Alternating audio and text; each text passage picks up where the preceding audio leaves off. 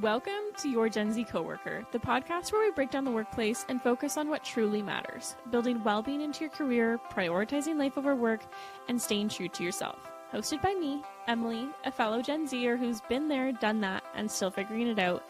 This is your space for real talk career advice, workplace trends, and actionable insights that put you first. From ditching outdated office norms to embracing the freedom to thrive authentically, I am here to guide and inspire you. So grab your coffee or snack of choice, hit subscribe, and navigate this work-life thing with me on Your Gen Z Coworker. Welcome back, everyone, to another episode of Your Gen Z Coworker. I am your host, Emily, and I am joined by a special guest today. We are so happy to be in this lovely space, Blackmore Studio here in Woodstock, Ontario. A gorgeous space. An absolutely gorgeous space. It's so nice. And I'm so happy to have Lauren here today. How are you, Lauren? I'm good. How are you? I'm good. I'm so excited to have you on the podcast today. And we're filming in the evening, which is my first evening session. It's calming. It is. It doesn't feel like as hustle and bustle as my other episodes. No. And you can kind of see the sunset through the window. I know. It's a vibe. It's very charming. I like it. So tell us a little bit about yourself. Who are you and what do you do? I'm Lauren. I'm a Reiki master, and I primarily do Reiki out of Ingersoll. Okay. But I'm hoping to start offering it back into Woodstock soon.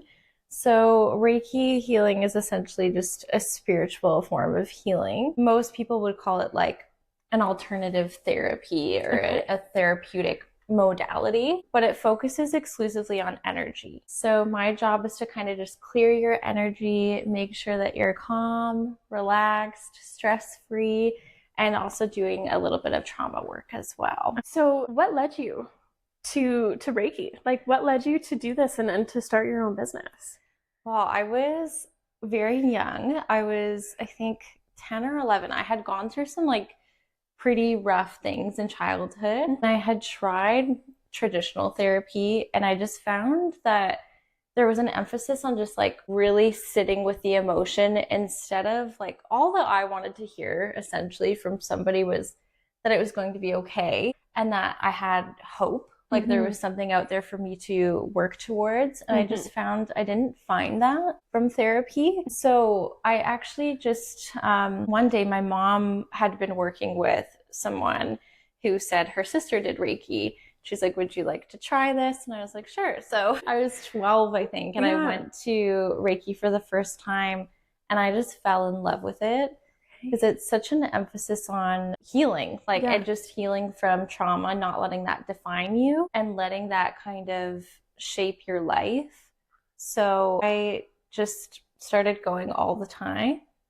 And then I decided I wanted to help people as much as it had helped me. So that was kind of how I got into it. I was 16 when I got my level 1 Reiki. Incredible. That's so exciting. And it's blossomed into your own business and practicing, in Ingersoll and helping so many individuals. Yeah, I loved it. I've met so many people now. I think I've been open for 3.5 years, something like that. So it's been hundreds of people that I've been acquainted with. Yeah. And it's so special every single time. Yeah, I don't doubt it. Here on the podcast, I love talking to people about their career path and, where they started versus where they're at now and all those pieces. And, there's a lot of people that tend to follow the, traditional career paths of, when you and I were in high school, it was college or university. Those were your two options. Pick an avenue, stick with it.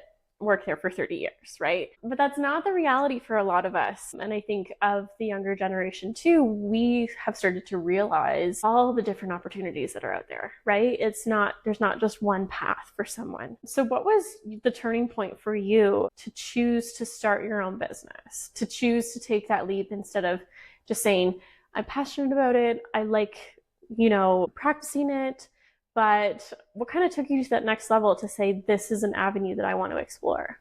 I think it was just as simple as I loved it so much that I just was well, why not do this? Why not kind of make a job or a career out of this? And I was so inspired by my Reiki master who, at the time when I was 12, she must have been in her 50s. Yeah. Now she's retired in her 70s, but she had always told me, like, you could do this as a career if you wanted to. Like, you have the passion, you have the drive, you totally could. And I think that's kind of what gave me the initial motivation to just do it. But then, of course, along the way, I've had really supportive people in my life who have just really emphasized how great I am at what I do and just told me, like, just go for it. And I think that was a really determining factor as well. Yeah. But I just had a lot of people who, even at a young age, kind of gravitated towards me for advice. Like, even my older sister, she's 5 years older than me, like, she'll be the first to say she would go to me at like 10 years old with her 15-year-old problems and be like, well, what would you do? Like, give me advice for this. So it just was a very natural progression, I think. Yeah. I think talking about having that support system is really crucial for a lot of entrepreneurs, right? Leaning on other people to bounce ideas off or to say, do you think am I doing the right thing? And just having that sounding board is really beneficial for entrepreneurs. It definitely is, because there's so much self-doubt that creeps in, especially when you're like running the show, right? You're running your own business. Like, there's just little things. It doesn't matter how confident you are. At some point, there's going to be something that you're like, whoa, your hackles kind of go up. Yeah. And I think like having that support system put into place is the thing that you kind of need to have. Yeah. Kind of branching off into the pieces of like energy in the workplace, kind of those pieces. How can Reiki help professionals and entrepreneurs maybe too manage their stress, navigate career transitions, or maybe just feel more grounded in their work? How do they fit together? It's very interesting because when you get to know Reiki a little bit more, it's like very convoluted. There's lots of moving parts to it, but something that I always introduce with every single client is the chakra system, because that's what we're primarily working on. So it's very important that they know exactly what we're doing. Okay. And the most important chakra out of them all, personally, I think, is the root chakra. And that's all about your stability, feeling grounded. It's where changes occur. It's all of our finances, food, water, shelter, the most basic needs that need to be met. And when we're going through a career transition or we're dealing with tension in the workplace, our root chakra is the thing that gets threatened first and foremost. So Reiki, balancing that chakra, helps so much to just kind of get out of that funk that you might find yourself in, and just really grounds you back to reality and almost gives you like a little bit of motivation of like, I can overcome this. Yeah. So can you tell us a little bit about the chakra system? How many chakras there are? And like, I'm intrigued. I need to know more. I love the chakras. I could like talk for hours. We have 7 major chakras. But we have hundreds of chakras. They're called like subtle bodies in our energetic body. But our 7 major chakras are all kind of like energetic hubs that represent different things. So we have our crown chakra at the top of our head. I always call this our divine communication center. So it's how we receive and intuit messages from spirit guides, angels, or whatever you want to call it. That's just what I call it. But it's also where we have our brain. So we get very stressed, like very easily, especially if you're an overthinker, right? It gets very easy to kind of drown out your intuition and focus exclusively on the ego. So it's very important that this one is balanced. We have our third eye, which is located between our 2 eyes here, kind of just in the forehead area. This is intuition, self-perception. It's how we perceive ourselves on a physical, emotional, spiritual level. It's very important, always communicating with the crown chakra.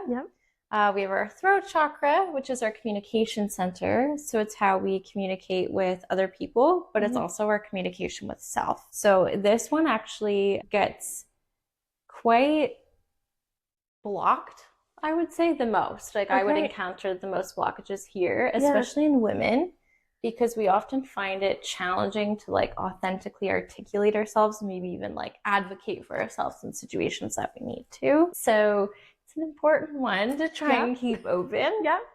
We have our heart chakra. Okay. So this is all of the love that we feel, all of the love for the world around us, Mother Nature, ourselves, our family, friends, loved ones.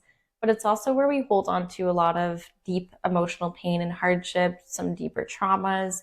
If you've experienced a major loss, you feel that physically in your heart chakra. So it's a lot. It holds a lot here, but it's such a beautiful chakra at the end of the day. Yeah. Then we have our solar plexus. It's located in our upper abdomen. This is our joy center. It's how we receive and experience joy. It's also our power center. This is our most divine self without our ego. So it holds a lot of that strong spiritual energy. If you focus primarily on the solar plexus, like if you were doing a meditation or something, you would be able to quiet down that ego, and the sense of power that comes from that is indescribable. Okay. I love this chakra. We have our sacral. It's located in our lower pelvic region. This is our sexuality. It's also our major emotional relationships. Yep. So any of our close friends, family, loved ones, also the relationship we have with ourselves. For women, this is our creative center. We literally give birth out of this center. Yep. And then last but not least, we have our root chakra, but we kind of touched on that a bit. It's our stability, security, safety needs. Yeah. So if there was someone completely new to Reiki and to chakra, like you would kind of walk them through like this process, right? Yes. Yeah, absolutely. I always do kind of like a chakra spiel, and I'll ask if you have any questions, because it is a lot of information when you're really new to it, right? Yeah. A lot of our listeners tend to struggle with workplace dynamics, right? A lot of the podcast, we talk about multi-generational workplaces. So being young in the workforce or being older in the workforce, and how we can work together. So how can understanding and protecting our own energy help us deal with, toxic work environments or difficult coworkers?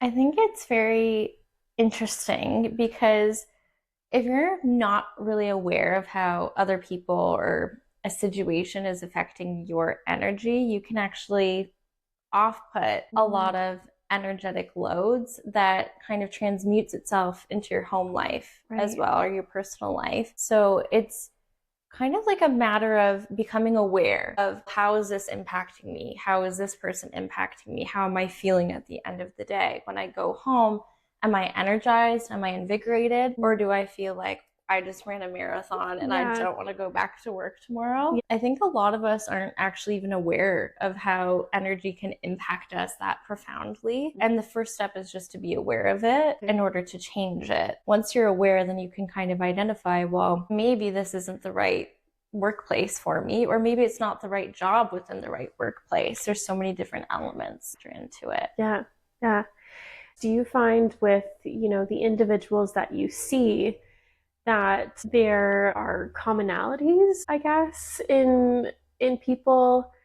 I think sometimes, or I think what I'm curious about is that so often when we're dealing with workplace issues or workplace dynamics, a lot of it boils down to communication, right? I think HR would not exist if communication did not exist. Like everything kind of boils down to communication. And I think so often when I'm working with, multi-generational workplaces, to get someone who's, experienced or has, 20 years in the workplace, to work with someone who's brand new, who's fresh out of school, who is full of ideas. And it's really hard to get them to connect and get them to communicate.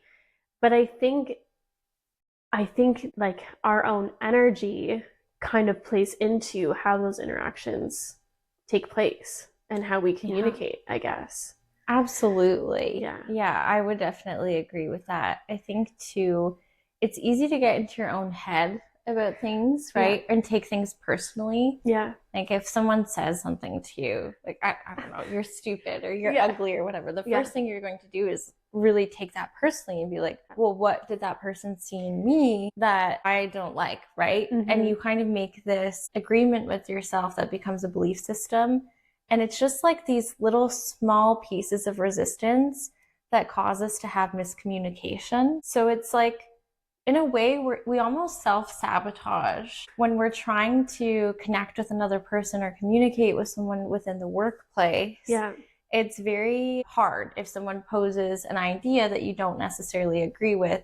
You take it to a personal level instead of assessing, well, like, is there value to this? Is this something I could entertain? That's so true. And I think the piece, like talking about self-sabotaging, I think we tend to be very, centered into what we think and what we perceive to be right or wrong. And then anytime someone challenges that in the slightest, we tend to really internalize that versus having a conversation about it to stabilize the situation. Definitely. So yeah, it's so hard to get out of that mentality of like, well, I need to defend myself and my opinions. Yeah.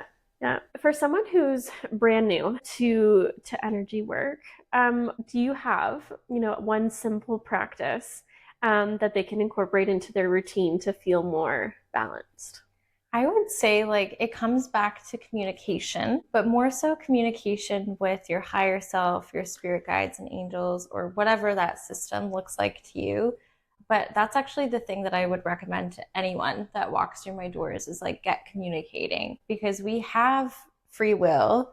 We don't allow our spirit guides and angels to come in to help us, assist us if we don't directly ask for it. So we need to kind of facilitate this open door of communication.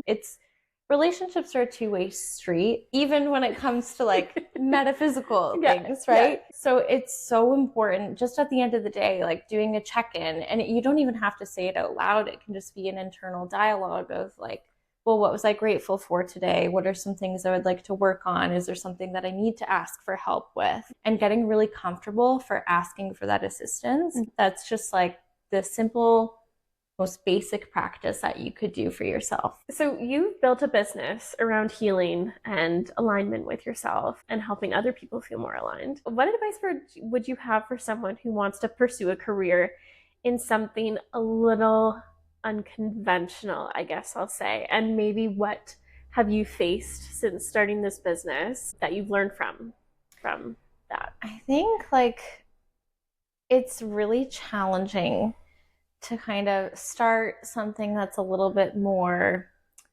unconventional, right? Or not as mainstream, because you're dealing with so much criticism and judgment. And it's so easy to get caught in that spiral of like, well, what is this person from high school going to say about me? Or even what your own parents would say about you, or whatever. These people in your life that might be ridiculing you.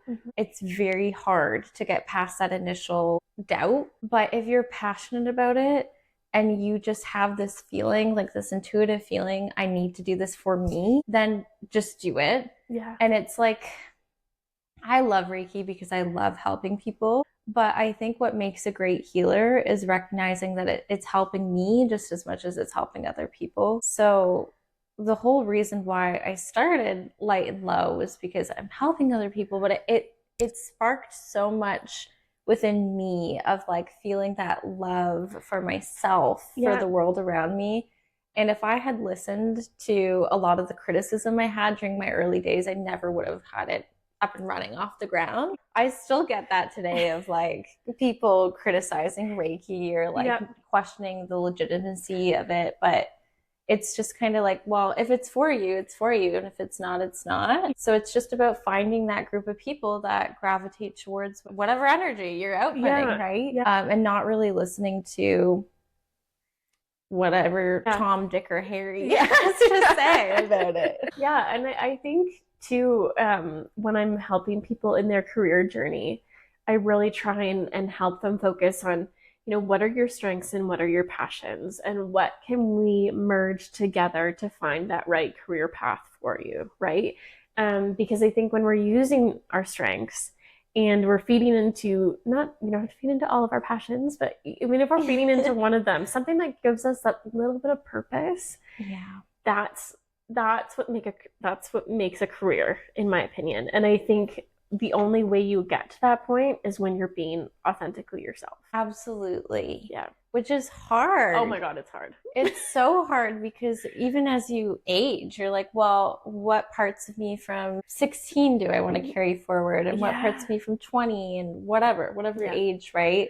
It's like you're constantly reinventing yourself and having to connect with a more authentic version of you. I think one of the things that was kind of a big moment for me was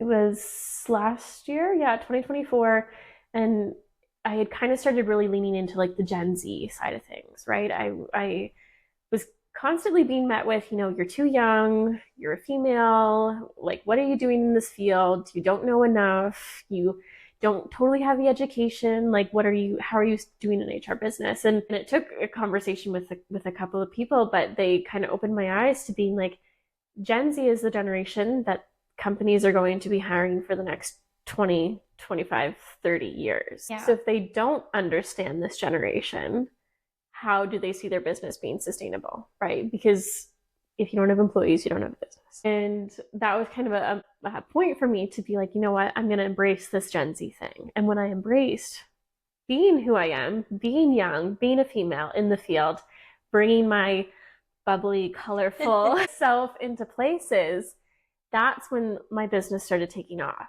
That's when things started to change for me. And that's when I started to realize the power of being authentic. And there was a point where I was up on a stage last year. I did a talk and I finished talking, and I had someone come up to me afterwards, and I had a lot of people come up to me afterwards, but there was one always sticks out, right? Yeah. And she had said, "I don't agree with what you're saying." And I was like, interesting. Okay. And I listened to her and I let her, say what she needed to say. And I walked away from the conversation and I felt calm because I knew that I believed in everything that I was saying. I believed in what I was doing. I was authentically who I was up on that stage. And I felt as though that I brought whatever I needed to bring to that table. And whether I'm never going to have 100% of the people listening agree with me. Yeah. And I always have a disclaimer at the beginning of my talks to say exactly that. Yeah. You're not going to agree with everything I say, but I'm okay with that. And it was really a point for me to have that negativity come up to me afterwards. And I was able to just move right past it because I didn't put value on it.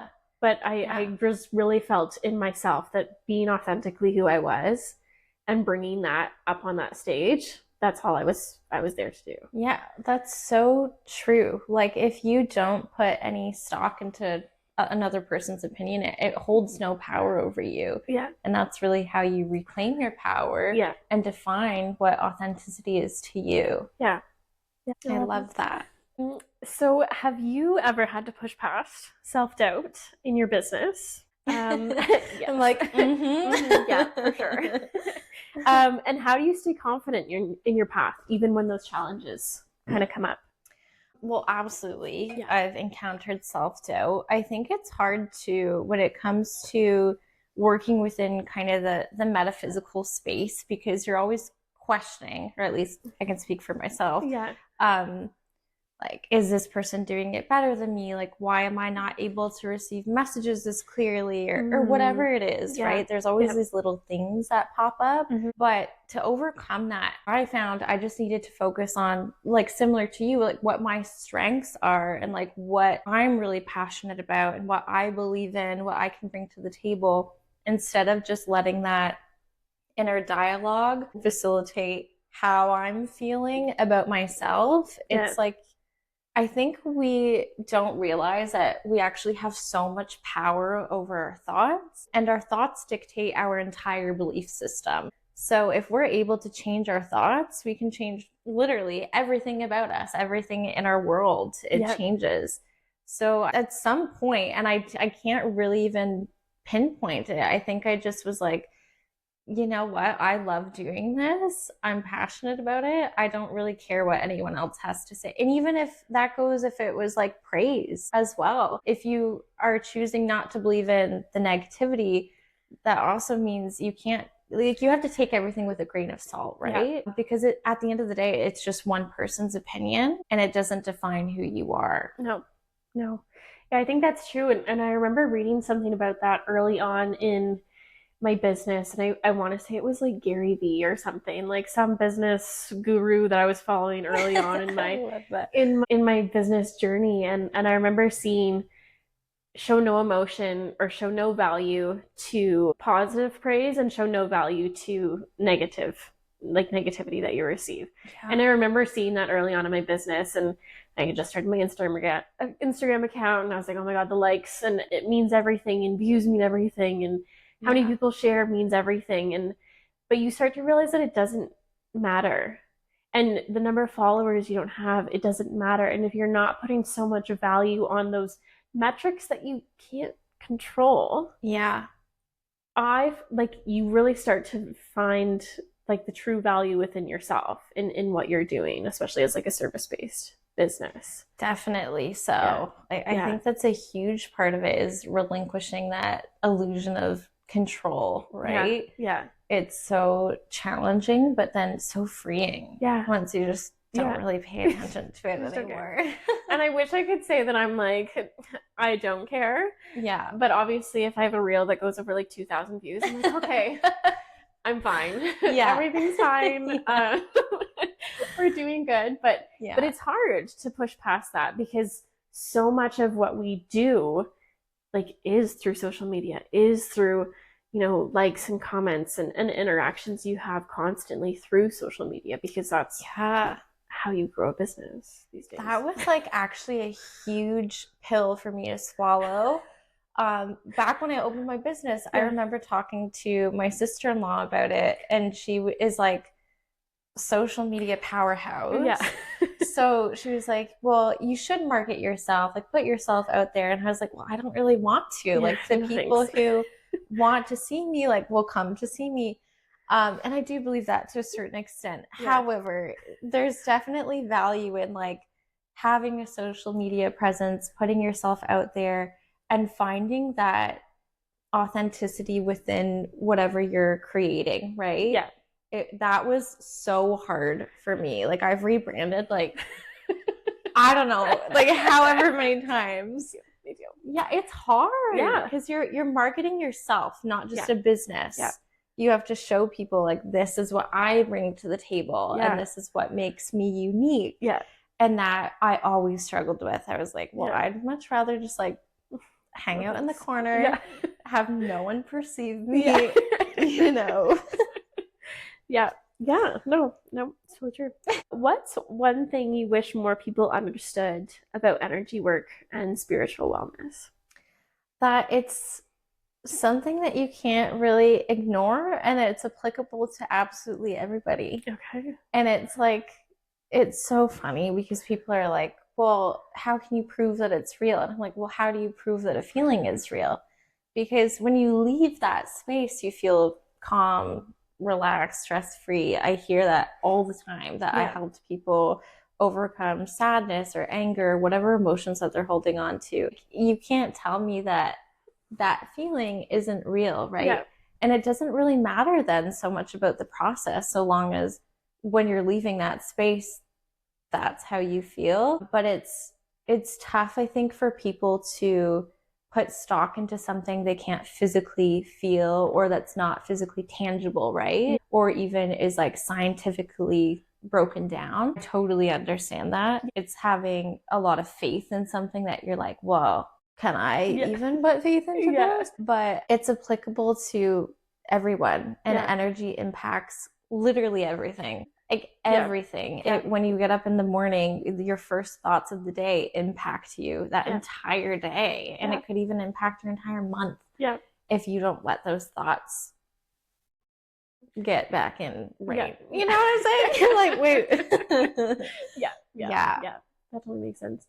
I have a question. Yeah. Personal question. Yeah. I have always been one on gut feeling. So recently I had an opportunity come up, and I got the email and I read it, and I was like, nope. And it was nothing in the email had anything wrong in it. It sounded like a fantastic opportunity, but I read it and immediately my gut was like, no, not a vibe. This is not, we don't want to associate with this.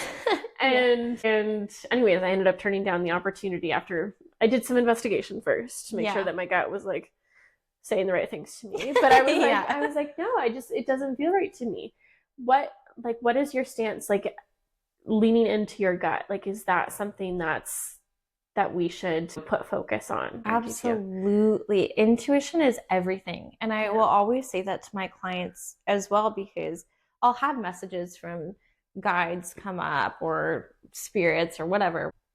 If they're feeling a certain way about it, I always will say, like, your intuition matters more than mine. Like, you know yourself best. You have to trust yourself. You have to develop this relationship with yourself. You have to love yourself enough to recognize that when this intuitive feeling comes up, even if it's no logical reason, you have to respect it and act out of that place. And I found intuition's often really, really quiet. So it's very easy to ignore for a lot of people. Whereas anxiety is very loud. It's always telling you a narrative about yourself, about what you're not able to achieve.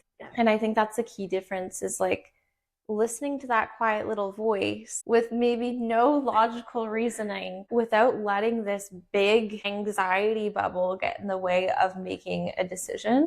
But with that being said, like, if you do make a decision and it's the wrong one, I just think that's just a learning lesson. Like, that's a perfect opportunity for you to learn from that. And then hopefully you learn to trust your intuition even more. True. So, favorite part of my podcast episodes is rapid fire questions. So I'm feeling that I need to change them though now, because now that I've done a few episodes, I keep asking the same questions. So even though I tell you can't prepare if you listen to the last episode, you know what the questions are. So I either need to do that or switch up the order, but I can only read from top down because okay. So 5 seconds to answer each question. I can't count and talk at the same time though, so however fast you want to answer, we'll go with that. Okay. Are you ready? Perfect. Yes. Okay. Dream job as a child? Writer. And you do writing. I do write. I still do. Okay. Yes. One food you could eat every day? Chips. Oh my God, same. Like a potato chip? Yeah. Crispy potato chips. Dogs or cats? Dogs. Most used emoji? The red heart. Go-to karaoke song? Oh my gosh. Oh, I've done karaoke, but I'm like, what's my go-to? Anything Taylor Swift. Okay, good. Good call. Good call. For celebrity crush? Ooh, Zac Efron. Yeah. One thing you can't live without? My dog. Okay. My boyfriend. Favorite childhood memory? Oh my gosh. That one for rapid fire. That's ballsy. Wow. Yeah. We'll come back. Okay. Favorite holiday or time of year? Christmas. Morning person or night owl? Night owl. Yeah. Oh my gosh. Night owl. Sweet or savory? Savory. Biggest work pet peeve? The biggest one. Probably lack of communication. Oh yeah. Biggest fear? Flying. Oh, okay. But I do it all the time. And then like large bodies of water. Okay. I have no idea why. Okay. Yeah. Okay. Yep. Best career advice you've ever received, or best career advice you've ever given? Just go for it. Like, just do it and follow what your passion is without even thinking about finances or logistics. Yeah. Like, just follow your intuition. Okay. Do you believe in aliens? Yes. Okay. And what's one thing that's on your bucket list? Probably publishing a novel or a series. I love it. Yeah. I love it. Yeah. We're going back to that dream job as a child. Look at you. Yeah. Okay, that's all done. Yay. See, it's not as bad as people think. No, that was great. Thank you. You did great. Thanks. It was like fantastic, great. As we're kind of wrapping up here, if someone listening is feeling completely out of alignment, out of whack, obviously it's been a chaotic last little while, let's be honest. Yes. Whether in their career or in their personal life, what's the first thing that you would recommend for them to do? Go inward and don't listen to so much of the noise, which is so hard for us to do because we're so plugged in. But if you take a second to just kind of quiet down all social media platforms and listen to that tiny little voice that you have within, that's your reassurance. That's your reassurance that everything's going to be okay. We've gone through hard times before. We're going to go through them again. But at the end of the day, it's going to even itself out. Like everyone truly is going to be fine. But we have to have that faith and love for ourselves first. So go inward, quiet down the outside noise. Like it. So thank you so much for coming on the podcast. Thank you for having me. This is so fun. So fun. It was really fun. Where can listeners go to learn more about you and Light and Lau? My Instagram page, Light and Lau. My Facebook page, also Light and Lau. Yep. Those are probably the two best ways to contact me or learn more about what I'm doing. But of course, if anyone has any questions, they can always DM me, email me, whatever works best. Perfect. Well, I'll make sure that all those links go in the show notes. But thank you so much for coming on the podcast. Thanks, Emily. You're welcome. I loved it. Thanks again for listening to another episode of Your Gen Z Coworker. Please feel free to subscribe on YouTube, Spotify, Apple Podcasts, and you can also stream our episodes on Rogers TV at Channel 13 Woodstock. Thank you.